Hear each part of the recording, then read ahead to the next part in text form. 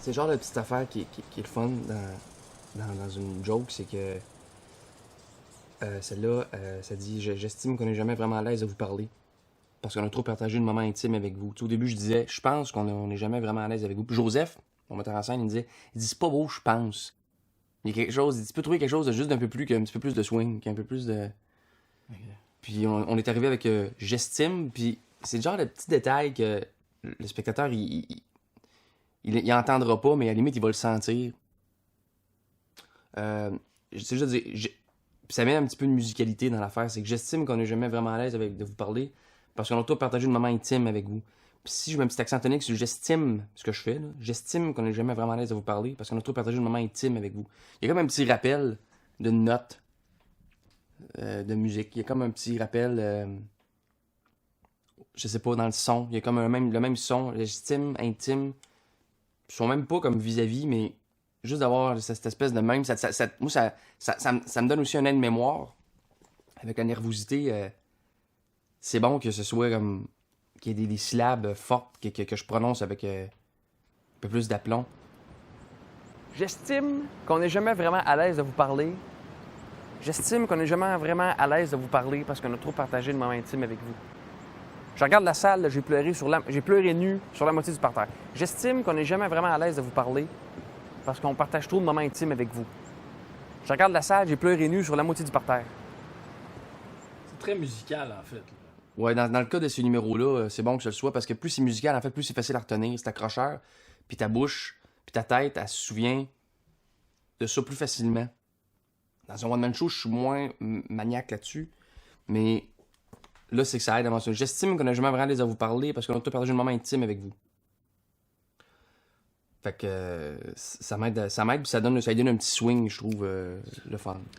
Moi, qui a mélangé ma face avec celle de Pierre Lapointe, c'est trop vite, c'est passé, on comprend pas vraiment. OK. Il y a beaucoup de musique à l'intérieur de l'univers à Louis. Toi, tu essaies d'être l'espèce de chef d'orchestre à travers tout ça. C'est-à-dire qu'on est comme deux musiciens qui se sont rencontrés, mais le musicien parle. J'ai quand même une formation de musicien, j'ai une formation de comédien. Donc, forcément, on se comprend. Puis Louis-José est aussi musicien. Alors, c'est sûr qu'on parle la même langue. En fait, quand on travaille, des fois, on parle musique tout en parlant de mots, tout en travaillant sur des mots. On boit beaucoup de vin aussi. On prend beaucoup de vin. Voilà. Ça aide à garder le rythme. Ce qui est le fun des fois, OK, c'est que j'essaie de faire des jokes que chaque bout de phrase a comme le même nombre de pieds. Okay. Chaque vers a comme le même nombre de syllabes, finalement. Et ça fait... Là, on parlait de rythme tantôt. Ça crée vraiment un rythme, le fun. Si on le fait trop, ça a l'air comme mécanique puis robotisé.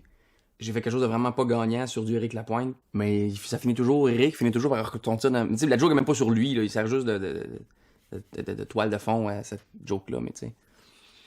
En passant, sur 9 galas, il y en a eu 8 qui a une joke qui s'appelait Éric. Il est toujours quelque part dans mes numéros.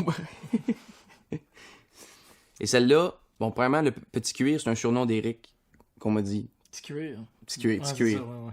Okay. Moi, j'ai échangé pour le petit cuir. Puis je peux te dire qu'à ce jour, quand je croise le petit cuir, j'ai un frisson de disgrâce qui me descend en colonne. C'est fou comment Joseph, qui a jamais fait de stand-up dans la vie, va venir me voir en spectacle, puis va me revirer à l'envers sur plein d'affaires. Je suis convaincu que quelque chose est bon, puis il va faire non, enlève ce bout de phrase-là. Puis ça, c'est pas nécessaire. Puis c'est toujours plus efficace. Après ses suggestions. Après ça, nous avons... Avez-vous déjà remarqué des images correspondant à vous autres? Ça pourrait être beaucoup plus... Là, tu vas le jouer, ça va être plus, c'est sûr. Là. Mais ça pourrait être beaucoup plus. Posez la question. Non, mais avez-vous déjà remarqué les images? Hein? Vous déjà regardé les images? Ouais. Les images correspondent. Peut-être que le métier que j'ai avant d'avoir rencontré Louis-José, j'ai fait quand même du théâtre, je suis allé au conservatoire, bon, etc. Après avoir monté 2 Fédos, j'ai vraiment compris, ça répond à ta question, j'ai vraiment compris la mécanique du rire. Fédo, on ne peut pas enlever une conjonction. On ne peut pas enlever un mot dans une réplique. Tellement c'est écrit, c'est exactement le même phénomène avec Molière. On ne peut pas changer des répliques de Molière. C'est une partition. Alors, à partir de ce moment-là, je pense que j'ai compris un peu plus que là, il y a un mot de trop, que musicalement, ça marche moins bien. C'est clair? Oui. Voilà. Je compte les... tu sais, comme ça, je peux-tu te dire, je fais comme 1, 2, 3, qu'à ce jour, ça fait 6, quand je croise le... C'est pour ça que j'ai mis... Je sais que c'est petit cuir, mais je trouve le petit cuir... D'abord, je trouve ça drôle d'appeler ça de l'appeler le petit cuir que juste petit cuir. Juste petit cuir. Quand je croise le petit cuir, j'ai un frisson de disgrâce. Faut-tu là, je suis comme à 5,5. Là. Si je découpe le 1, ça fait 6. Disgrâce qui me descend la colonne. 4, 5, 6. Fait que là, je peux-tu te dire qu'à ce jour, 6, quand je croise le petit cuir, 6, j'ai un frisson de disgrâce là, qui me descend la colonne. Fait que t'as 6. 6. Puis la richesse de l'humour, comparativement au théâtre où il y a un quatrième mur et le public n'existe pas, même dans une comédie, la différence, c'est que, et c'est pour ça que l'humour marche, à mon avis, c'est que tu as quelqu'un qui te parle, toi, ou à tout le public, mais qu'on donne l'impression que je te parle à toi tout seul. Alors qu'au théâtre, au cinéma, c'est des machines. Au théâtre, c'est pas une machine, mais c'est comme c'était une machine, puisqu'il y a le quatrième mur, ce qui n'existe pas en humour. Donc, on a quelqu'un qui nous parle à nous, qui nous interpelle. Et pour moi, c'est une des raisons pour lesquelles l'humour fonctionne bien. Je croise le petit cuir, j'ai un frisson de disgrâce qui me descend la colonne. Je peux te dire qu'à ce jour, quand je croise le petit cuir, j'ai un frisson de disgrâce qui me descend la colonne. Je peux te dire qu'à ce jour, quand je croise le petit cuir, j'ai un frisson de disgrâce qui me descend la colonne. J'ai un frisson de disgrâce qui me desend la colonne. Tu sais, je me dis pourquoi les gens, dans le fond, ils accrochent. Pourquoi on aime la musique, on aime les chansons, puis un refrain, c'est accrocheur, puis le rythme, tout le monde aime ça, tout le monde se met à... Puis des fois, j'essaie d'incorporer des éléments de musique comme ça dans mes numéros pour... Je me dis peut-être que c'est plus agréable. Il y a quelque chose d'accrocheur là-dedans, tu sais. Encore là, dans un numéro où il faut que je sois super efficace puis précis, ben je trouve que c'est correct de le faire. T'sais, je peux te dire qu'à ce jour, quand je croise le petit cuir, j'ai l'impression de disgrâce qui me descend la colonne. On le sent pas, on l'entend pas, là. T'sais, personne ne va s'en rendre compte, là. Mais c'est quelque chose dans le fond, comme un peu comme la basse dans une toune, que personne, le monde l'entend pas, mais si elle arrête, tu sais, comme ça ajoute quelque chose.